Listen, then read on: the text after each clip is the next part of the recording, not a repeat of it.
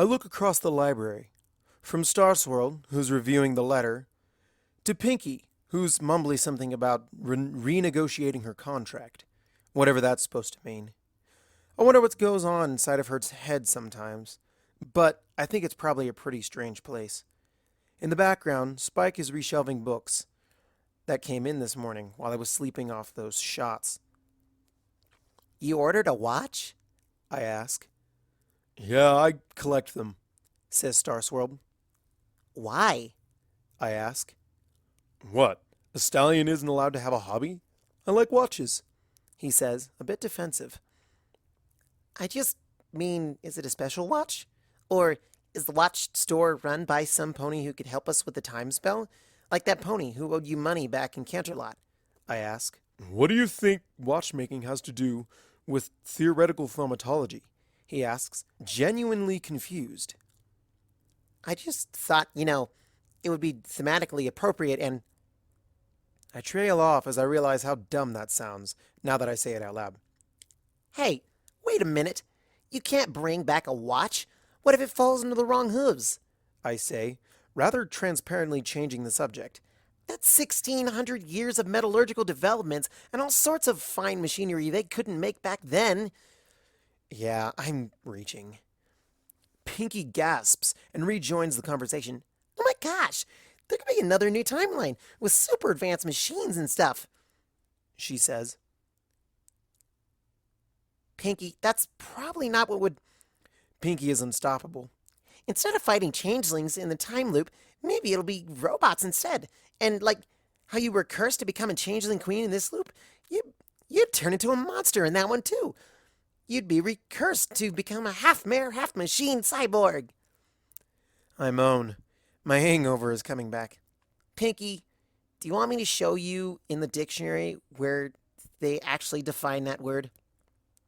Not now, Twilight. You have to solve this time thingy before the robot uprising comes. I'll help. My blood runs cold at the idea of Pinky helping with advanced math and delicate experimental magic. Tell you what, Pinky, if you really want to help, go talk to all our friends and tell them to come here, and we'll give you a recap on where we are now, okay? Woohoo! I'm helping! Shouts Pinky, and she's out the door in a blur to gather up the rest of our friends. Was that really such a good idea, Twilight? Asks Spike, coming over to the table I'm seated at. I thought you said you didn't want any distractions while you were doing the really hard math stuff. It's fine, Spike. Maybe describing the problem to them will help Starsworld and I. Right now, the equations just aren't adding up. Besides, Pinky's heart is in the right place. Speaking of which, I lean down and hug him. So is yours. Exactly the right place. Does that mean something? He asks. He can't see it, but I smile as I let him go. Nothing you need to worry about. Would you mind making up some snacks for when the girls get here? Sure, he says, and scampers off for the kitchen. I look up and catch Starswirl looking at me. What? I ask, probably a bit more accusingly than I should. Just thinking about Philomena, sorry, he says. Come on, let's get back to work. The girls arrive at lunchtime to eat with me. Rainbow Dash is the first to arrive, which might be unprecedented for her. Hey, Twilight, you got a second before the others get here? She asks. Sure, Dash. What's going on? Some pony is asking you out, she says. I blink. This is coming completely out of nowhere, and it leaves me feeling a bit blindsided. Oh, wow, Rainbow. I didn't think that the rumors were true. I really have to figure out how I feel about Azalea first. But if things don't work out with her, I would love to try going out with you, I say. Rather than happy or upset, Rainbow Dash just looks puzzled. Wait, you know I'm not talking about me, right? She asks. What was that a bit about rumors? Hey, I really want to hear about this other pony right now, I say. Oh, right, says Rainbow Dash, and her mercurial attention span is successfully diverted. She said that she heard you had broken up with Azalea and asked me to see if you would go out with her tomorrow. Do you know Algae Bloom? White coat, earth pony, 2 fish for a cutie mark? She asks. I try to think through any ponies I know who fit that description, but nothing pops to my mind. I don't think so. Who's telling ponies that I broke up with Azalea? Other than a drunk me. I don't know what our status is right now. I guess Azalea had a really big fight with some stallion in the marketplace about it earlier this morning. Every pony's talking about it, says Rainbow Dash. I suddenly notice how conspicuous Star Swirl's absence is. Ponyville does love its gossip. Nothing for it now. What did you think of her? I ask. She's cute, I guess. But to tell you the truth, I got kind of a sleazy vibe. I think I've seen her around the bar scene, too. I don't know. I just figured I'd pass the message along, says Rainbow Dash. Well, I'll trust your judgment, and as long as everything with Azalea is in flux, I should probably keep myself off the market. It's nice to know some other ponies are interested in me, but everything about the date sounds like a bad idea. The others arrived, and after they've all been served from the big bowl of salad Spike made, the 7 of us get down to business. Basically assuming we... I sigh wistfully, but Starsworld insists. Skip all the math. It boils down to the way Starsworld and I have to split our efforts. I was the one who was in the time loop, so I'm the one who has to, well, I guess steer it would be the best way to think of it. That's going to take pretty much all of my focus. So the other part of the spell, consider that the support and driving force behind making it work falls to Starsworld. With me so far? I look around the table at 5 nodding heads, as well as Starsworld, who already knows all this. Great. So the problem we keep running into is that Starsworld just doesn't have enough power alt by himself to run the spell, even with his element of magic. We've been trying to change the spell around so it takes less power, but we keep running into brick walls. Well, perhaps another unicorn can help reinforce the spell with this power. I thought that was commonplace in ritual magic like this, says Rarity. It is, I agree. Unfortunately, with a spell this complex, finding an archmage that can understand it well enough to contribute is a problem. Starswirl and I barely understand it as is, and we're the ones developing it. Well, maybe Starswirl can use both elements of magic, and I'm not just saying that because I still want to see the Zeppelin sword fighting thing, says Pinky. No, I say flatly. I even thought about unearthing the mirror pond and making a clone to use my element for support, but that's ethically dubious. Also, the princess said no. Well, what about the other elements then? Asks Rainbow Dash. That would certainly give us enough power, but I already said I'm not going to be able to use my element. I'll be busy, I say. I've been through all these options in my head. There has to be something I'm missing. Any reason why ours wouldn't work with Starsworld and his element? Asks Applejack. Only if you were all to become friends, I say. The other 5 look between one another. Twilight? We are his friends. What? Huh? Asks Starsworld. You didn't know? I thought that's why we were here, says Pinky. When did this happen? Well, I, for one, very much enjoyed our breakfast the 3 of us had together, and that example you gave me with the yarn is the only reason I can follow any of this at all, says Rarity. You gave me that awesome idea for a new prank. You still have to come try that with me, says Rainbow Dash. When you helped me figure out the anti-venom for Twilight, even though you were hurt too, well, I thought that was very selfless of you, says Fluttershy. You came to my party. Although, if there's pranks going down, I want in Rainbow's thing too, says Pinky. You protect the ponies who are close to you when they're hurting. Just gotta work on your methods a little bit, says Applejack. I wasn't trying to be your friends when I did all those things, though, says Starsworld. Tends to work best that way, anyhow, Sugar Cube, says Applejack. Star Swirl looks stunned, but then breaks into a big grin. All right, why not? The way Twilight keeps going on about it, maybe there is something to this friendship thing, he says. Group hug! Says Pinky, and the others gather around Star Swirl. He actually looks really happy.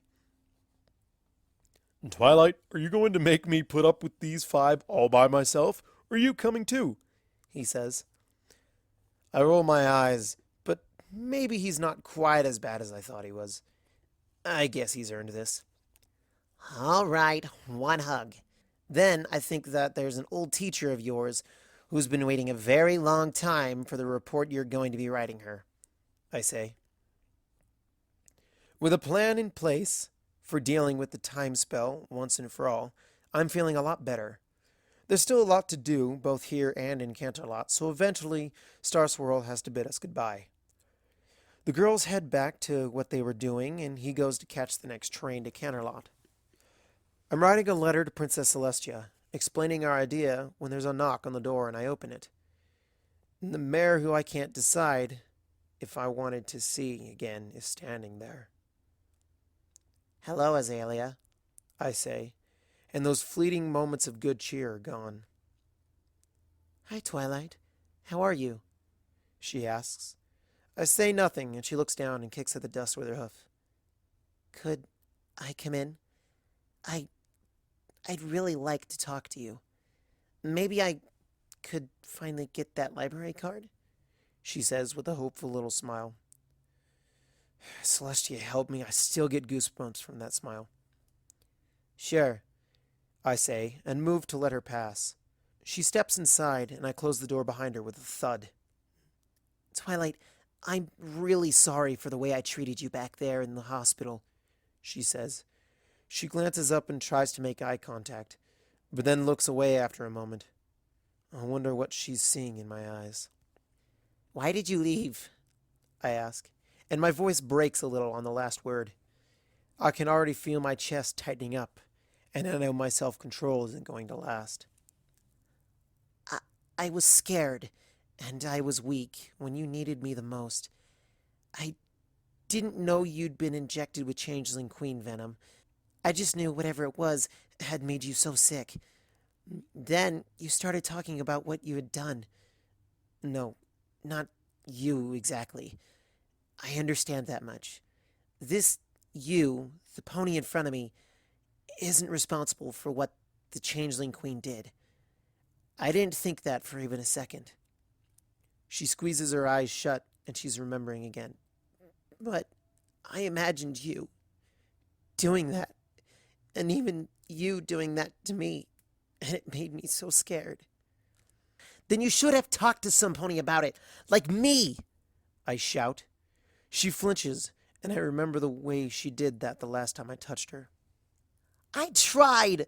I wanted you to tell me that, of course, you never would, but that's not what you said, she says. Oh, right. You could never do that no matter how many years you spent being tortured and killed, pushed over the brink of sanity. I forgot how much better than me you are. I spit the word better out at her and hate the way it tastes in my mouth. I may be somewhat angrier at her than I realized. Azalea stares at me for a moment. You think that I think that I'm better than you? She asks. Twilight, it's true that I can't imagine myself doing that, but I can't imagine the same kind of things you can. I just don't have the context to wrap my head around it. Maybe you're right, that I would break eventually, probably sooner than you would have. You're the strongest pony I know. You're Twilight Sparkle. You're a special pony who lives in a special world the rest of us only get to look in on. I don't say anything, because I know that's true. My life certainly has been an interesting one. Applejack came up to me, and asked if I wanted to date you. Just out of nowhere, like you were any other mare. You know, I only even said yes because I was curious. I did have a crush on you, but I figured I'd just get a little peek into your world and then fade back into the background, and you'd barely even notice I was there. You almost didn't, and that hurt more than I thought it would. She says, I came after you, though. It was a good date after that, I say, gently as I can. Even though she's tearing up, she does smile at that. It was perfect, she says. I almost thought I had dreamt the whole thing the next day. It was so impossibly wonderful. You were impossibly wonderful. It's like there are two Twilight Sparkles. The special one who practically walks on water and does all the things ordinary ponies like me can't do. And the normal, approachable one who I fell for that night. Then when I saw you in the hospital, I got the first one when I was expecting the second one. And it reminded me I'd never understand that world. I just grow flowers. If you'll let me, I'd like to be with that second Twilight, though. If I haven't blown my chance already. I stop to think about that for a moment. Wow. You really don't understand me at all, I say. Twilight, what are you... You're right. I'm special. I'm the element of magic. My teacher is Princess Celestia. My last mare friend was Princess Luna, for goodness sake. She winces at that. It might have been a bit of a cheap shot, but I'm far too angry at her to care. You think it's just something I turn on and off like a switch? Like I schedule all the crazy things that keep coming to me and mark them down on my calendar? There's one and only one Twilight Sparkle, and she's the mare you met that first night. I want some pony. I need some pony who can handle both of those things. And it sounds like you're saying you can't. Twilight, I want to. I want to be a better pony. A pony who can be that for you, and I promise I will try so hard if you just give me another chance to be, says Azalea, pleading. So what? We get back together, and I let you even deeper into my heart than you already are, and maybe the next time I need you, you'll be there? What kind of relationship is that? Where you decide, sorry, Twilight, you're just too special today, and take off on a whim? I ask rhetorically. Now we're both crying, and it pains me to see her this way. Even though I want her to feel how much she hurt me, I also want to just rush over to her and tell everything's going to be okay. What do you want me to say? Just tell me what I have to say, and I'll say it. Anything in my power. Please, Twilight, I'll do my best. You sure weren't this lost for words when you told me you loved me. You love me? You don't even know me, I say. I want to know you, though. I ran away last time because it was just too much too fast, and I wasn't ready for it. Tell you what, how about tomorrow night we sit up with one another and talk about anything or nothing or whatever you feel like. There are so many things I want to share with you. We'll just take it slower this time, she suggests. Sorry, I have a date tomorrow night. It turns out my life just kept right on going after you left, I say. Oh, look at that. I just spontaneously decided to take Algae Bloom up on her offer after all. Being spontaneous has served me well in the relationship so far, right? Azalea stares up at me, and her shoulders slump. Her mouth is open. Her lips are trembling, and she doesn't say anything for a long moment. I didn't know that you decided that. Suddenly, she perks up her ears and tries to smile. It's a pretty noble effort, all things considered, although no pony would believe it to be genuine for even a moment. That's great, Twilight. I'm really glad for you. You deserve to be with some pony special, not me. I'm sure you'll make her just as happy as I was. Azalea starts to breathe harder. I shouldn't just... She doesn't even bother to finish the sentence. She just walks out the door. That didn't feel as good as I thought it would. But what's done is done. My last date went really well, and sure, maybe this other mare doesn't come Applejack approved, but look how well that turned out this time. I feel very alone there in that empty library all of a sudden. There's equations to finish balancing and dishes to clean up and books to reshelf, but I can't bring myself to care about any of it. I don't think I even have all that much to do before the date I'm apparently going on tomorrow. The one I agreed to because I guess just stabbing Azalea in the chest with a dull knife didn't seem like it would have caused enough pain. Plenty of time on my hooves. I think I'll spend most of it curled up in a ball and crying.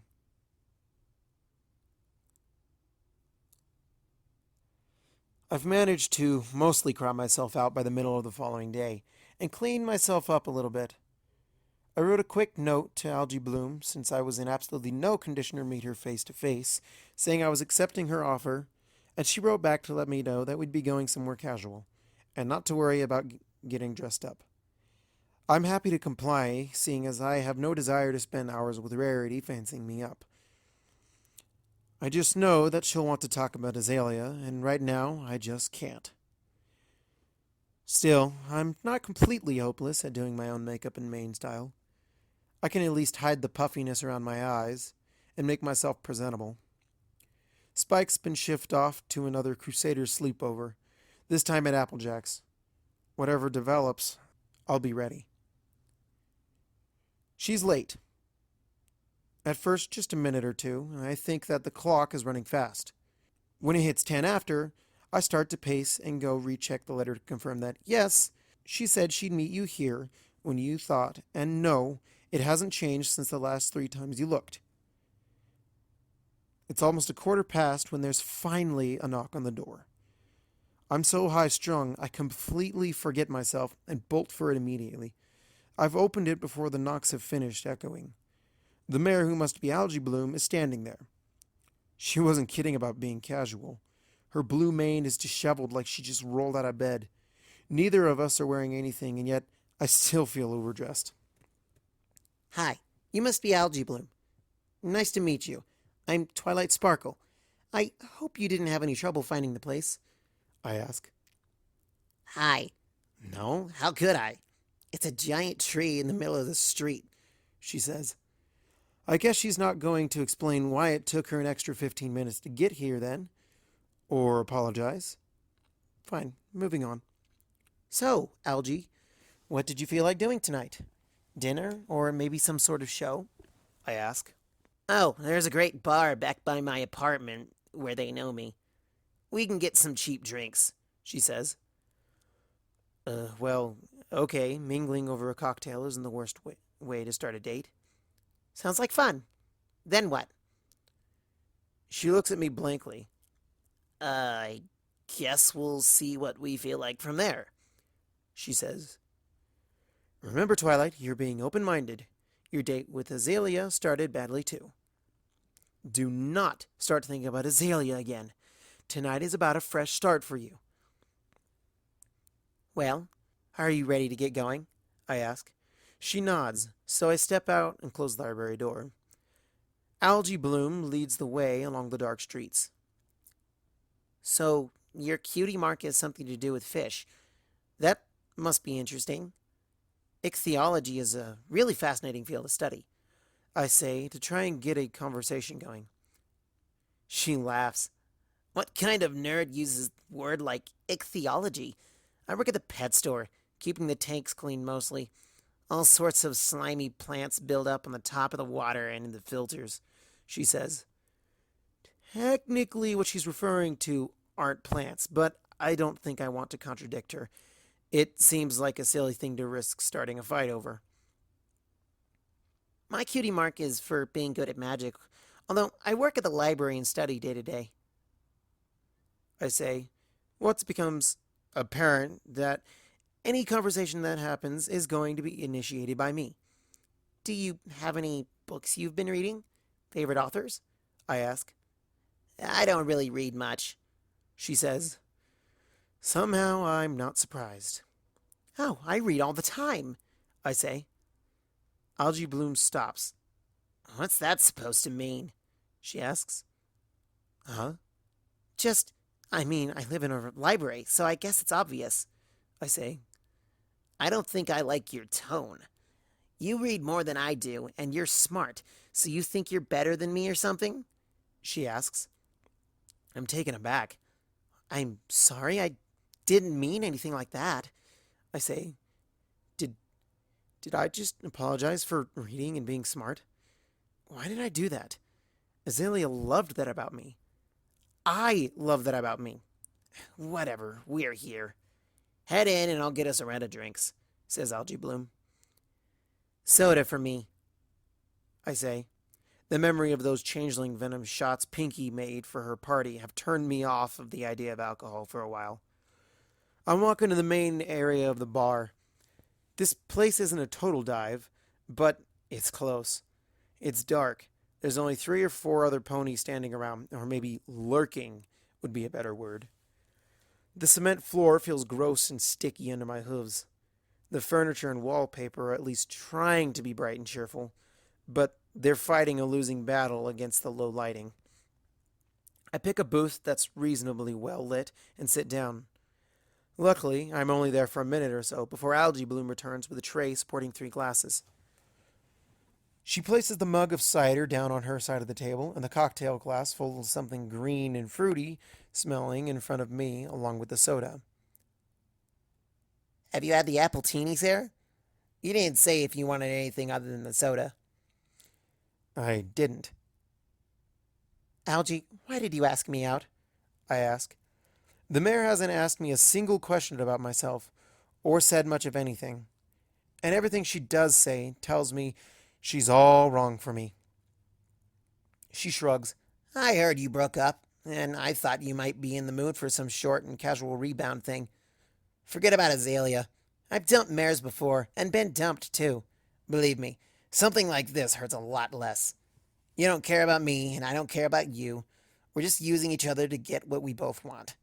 It's practically a business transaction, she says as she reaches over and takes a sip of the appletini for herself. These are really good. Want to try?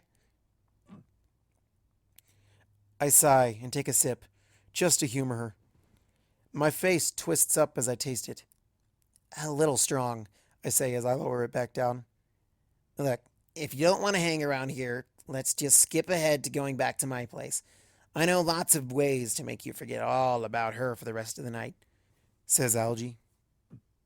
I don't want to forget her, I say, quiet. I look up again. You can finish the appletini. I don't think I want anything else to drink right now. Which way is the restroom? I ask. Back there, she says, and gestures. I trot over as quickly as I dare and push open the door. Inside the dank and mildewed bathroom, I head straight for the sink and mirror. I run the tap and splash some water on my face as I try to figure out what the right thing to do next is. I can't deny that Algae's offer makes a certain kind of jaded sense. I deserve a night of raw, emotionless, bitterness-driven release, don't I? You deserve to be with some pony special. Azalea's words come back to me in full force. I had a pony who was special, and I threw her away. But I had a good reason, didn't I? She didn't know how special she was. If I told her, she wouldn't have believed me, and as long as she doesn't really think she deserves to be with me, there's the chance she'll leave again, right when I'm counting on her most. She hurt me so badly when she left. I can't go through that again. I guess I can struggle through the rest of this evening and then start picking up the shattered pieces of my love life tomorrow morning. I wash my hooves just out of the force of habit and head back out to our booth. There's a second appletini waiting for me on the table when I get back. Some moments just throw everything into sharp relief. Unfortunately, they never seem to reveal anything you want to see when they do. At least, they never have for me. In this case, it shows me exactly what I've been so willing to put up with instead of thinking about Azalea, and the difference couldn't make things any clearer. Cyanobacteria, I say. What? Is that some kind of nerd code word? Asks Algae Bloom. What you scoop out of the fish tanks. They aren't plants, they're cyanobacteria. You know, pond scum, I say. Oh, Algae Bloom says. So what? What's the difference? Proper classification is important, and those are two completely different things.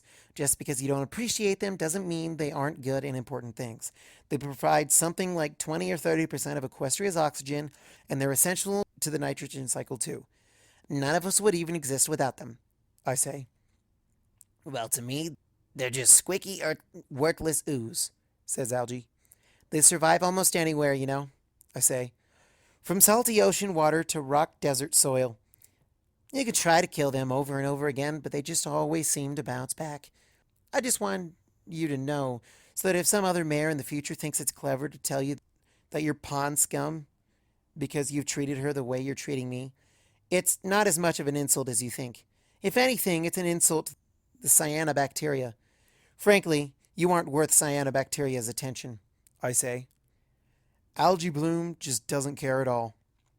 It's a good thing you're a hot piece of flank, because I don't know how any pony could put up with how weird you are if you weren't. Seriously, you should just shut up and have a few more drinks. Yes, I'm weird. I say and do crazy things sometimes. Things no pony understands, not even me. But some ponies, not horrible little stupid ones like you, mind, some ponies try. They don't know me, but they want to, and they see that all those weird things are actually pretty wonderful. They look past how messed up I am. I thought I had to push one of them away because she doesn't see what I'm really like. But I was wrong. I get up from the table. Where are you going now? Asks Algae Bloom. To get her back, I say. I could just walk away now, but there's one more thing. Oh, and by the way, it's not as if it ever would have been fine, exactly. But you picked the worst possible time to try to get me liquored up so you could take me to bed. I happen to just have adopted a zero-tolerance policy for mayors who try to warp others' minds for their own pleasure. And if I ever hear from any pony that you've been getting fillies drunk and taking advantage of them, they will never find your body. Algae Bloom scoffs, but she looks a bit nervous behind the show of bravado. Wow, I didn't realize you were going to turn into such a psycho bitch over a drink. Don't worry, it takes more than that to bring out my worst. A lot more. You don't even meet the detection threshold to register as something bad happening to me. If you ever do, you'll know. Briefly. With that, I turn around and walk out of the bar. On an impulse, I grab the appletini from the table as I'm walking away and splash it into Algae Bloom's face. She's yelling something at me, but she isn't worth the time it would take to slow down and listen. I have somewhere so much more important I need to be.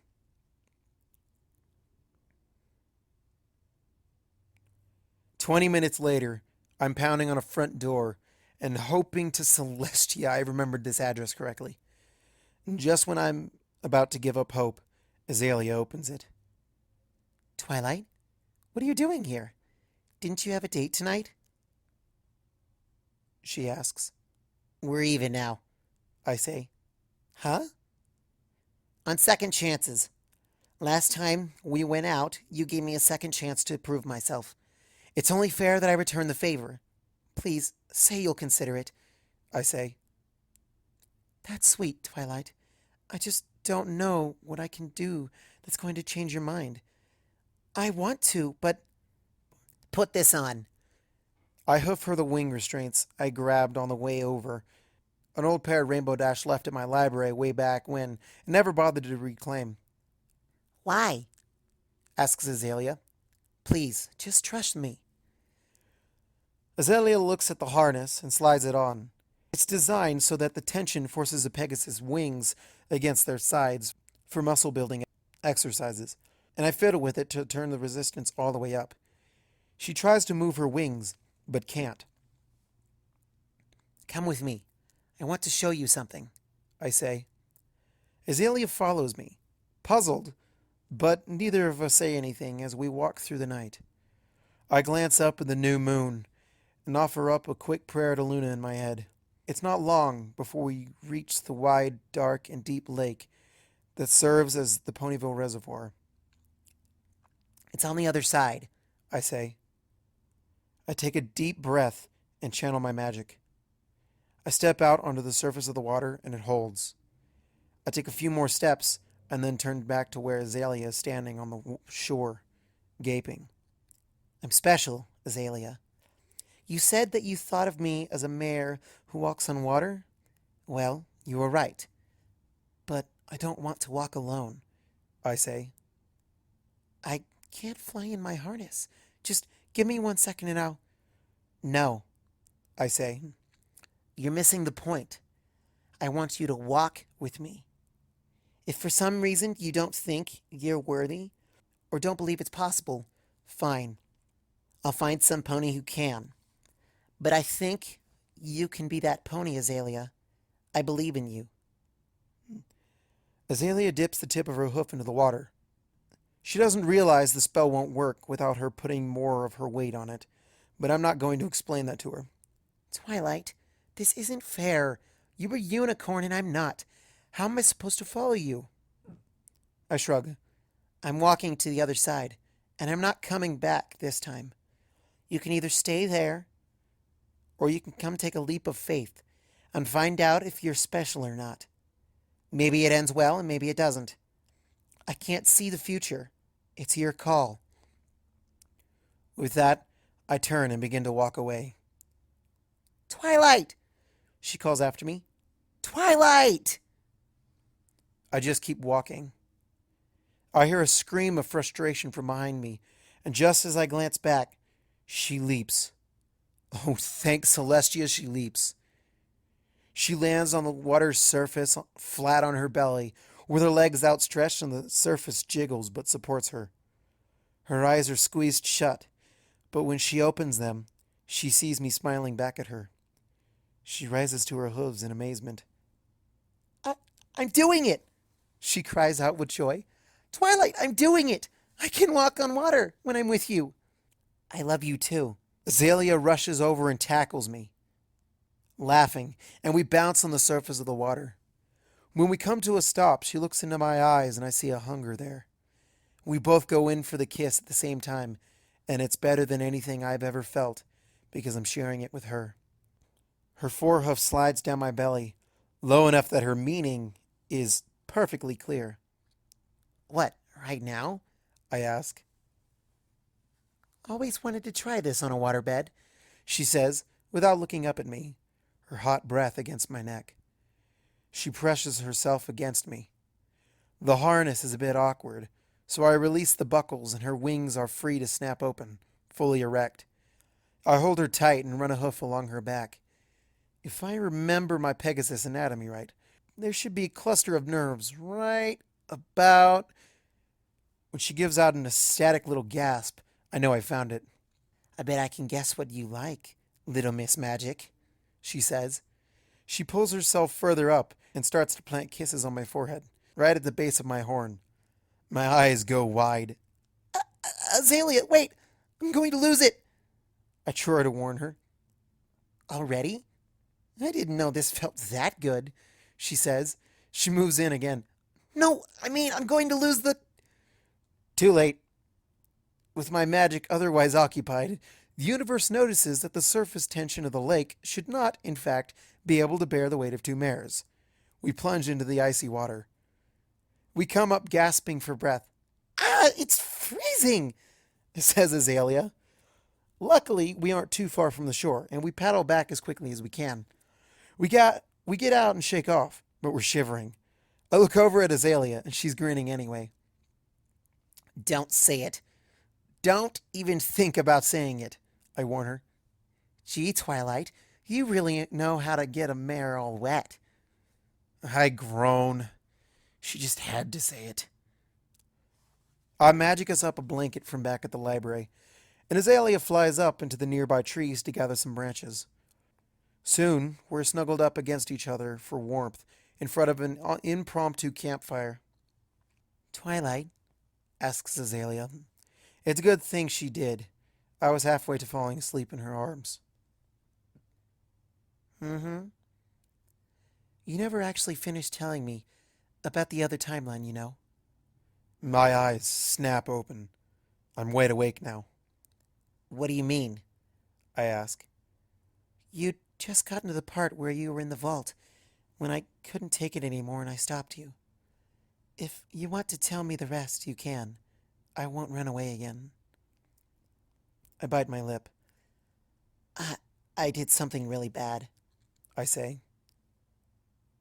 What the Changeling Queen you did doesn't mean anything, Twilight. I get that. No, I mean I did something really bad. To her. Oh, says Azalea. She goes quiet for a minute. Well, for what it's worth, I forgive you. How can you? You don't even know what it was I did. It was really bad, I say, confused. It doesn't matter to me. I trust you. And if that's what you had to do to get back, it was the right thing, she says. But what if there was a better way? I ask. Maybe there was. But you, of all ponies, should know that reliving something over and over and trying out all the what ifs isn't good for you, she says. For a moment, there's only the crackling of fire in the night. Are you happy? Right this second, I mean. Because I am. I nuzzle her. Yeah, I say. Understatement of the eon. Is there anywhere else in the world you wish you were instead? Or anything about this moment you want to change? She asks. Not that I can think of. She smiles. Then the rest of it doesn't matter. You're one of us mere mortals too, remember. Just take the weight of the world off your shoulders and be here with me in it. Equestria will be there for you to save it again tomorrow. I lay against her in silence, feeling her chest rise and fall with each breath. I think about what she just said, and she has a point. It seems silly to spend so much time worrying about saving the world that I never take the chance to remind myself of everything about it that's worth saving. I cast a quick spell, a ridiculously specific tracking spell I researched a few weeks ago. Hey, Azalea. Actually, there is somewhere else I want to be. About a half a mile away on an east by south heading, I say. Azalea looks over at me, confused. Why? What's there? She asks. The nearest weather vane. Come on, I'm going to show you something that'll blow your mind.